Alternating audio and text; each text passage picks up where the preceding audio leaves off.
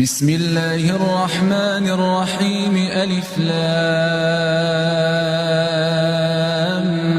ميم الله لا إله إلا هو الحي القيوم نزل عليك الكتاب بالحق مصدقا لما بين يديه وأنزل التوراة والإنجيل من قبل هدى للناس وأنزل الفرقان إن الذين كفروا بآيات الله لهم عذاب شديد والله عزيز ذو